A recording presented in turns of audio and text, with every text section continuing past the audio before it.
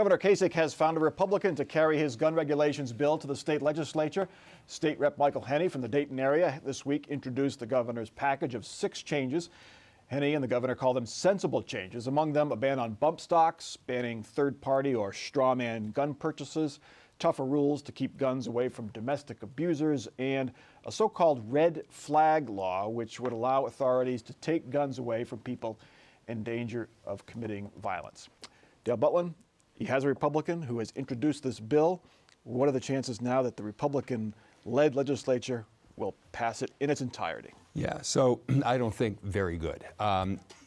Look, especially compared with the new gun law that was just passed and signed into law in Florida, which had always been a very strong NRA state in the past. This had age limits. That was the big thing down there. Yeah.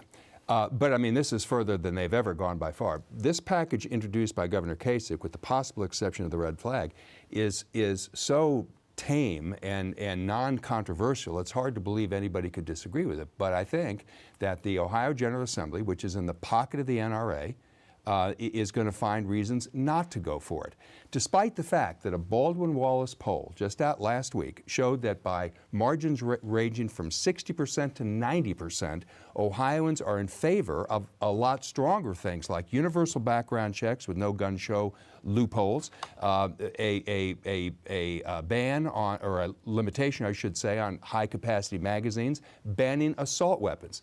And yet, despite those poll results, as long as what's become the National Rifle, Handgun, and Lawn Bazooka Association, as long as they're in control with these legislators in their pocket, nothing's going to change.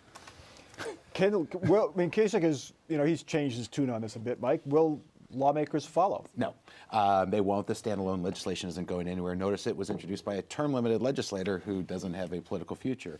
Even if the Speaker of the House got every single Democrat, there's not a lot of them, there's only 33 of a 99-member body, even if he got every single one of them to vote for the bill, he still wouldn't get to 50, which you need 50 votes to pass the House. And I'm telling you right now, there are a number of the 33 Democrats that won't vote for it because they oppose it too. Look, the red flag legislation that Dale talked about, that will get in an amendment in a bill that'll get to the governor's desk for the end of the year, but the package as a whole won't pass.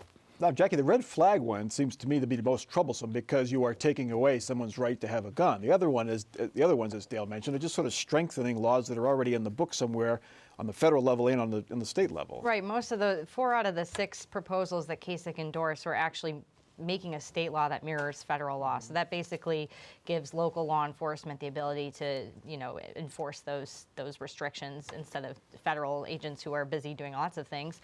Yeah, the red flag bill is interesting that has piqued the interest of both Senate President Larry Obhoff and House Speaker Cliff Rosenberger. It's been only passed in 6 or 7 states. Neighboring Indiana is one of them, though, and that is, led by Republicans, and they seem to have had no problems there. That bill there actually stemmed from a police officer that was killed. So the issue with, and the NRA, I believe, has also said that, hey, we're not opposed to that idea as well. So that, I think, makes it more palatable. There's a due process element to it. It requires, to go before a court to show, clear and convincing evidence, I believe is the standard. So, it's not just allowing people to take away guns willy-nilly. There has to be a lot to back it up. But I think if we see anything pass, it'll be extremely watered down from what was introduced this week.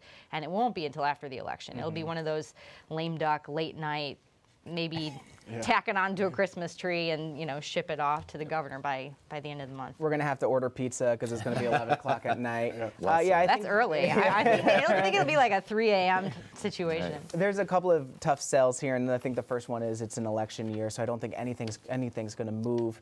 The other thing is that there are a ton of provisions into one bill, and I think it's hard to get people to jump on board. I think the one thing, if we're going to see anything when it comes to what the governor's calling common sense gun legislation, I don't think we're going to see anything pass as far as regulations go, but I also don't think we're going to see anything pass as far as getting rid of gun control. So, for example, there's a Stand Your Ground bill that was going somewhere, and now all of a sudden it's stalled. So I think those bills are not going to go anywhere. Dale, you mentioned those poll numbers. They've been pretty consistent over the years that people support those things you mentioned, but it's never been a voting issue for Democrats. Will it be a voting issue in the general? It might be in the primary, but will it be a voting issue for Democrats in the general election, gun control? I certainly hope so. We're in a situation now, and everybody should understand this. Since 1968, More Americans have been killed by guns than have been killed in all the wars this country has fought put together. So we obviously have a problem here. And unless and until voters who believe in common sense gun reform are willing to become single-issue voters, at least for a cycle or two, like many of the NRA people are, because remember, there's only 5 million NRA members in a country of 320 million people. Until we become single-issue voters, nothing's going to change.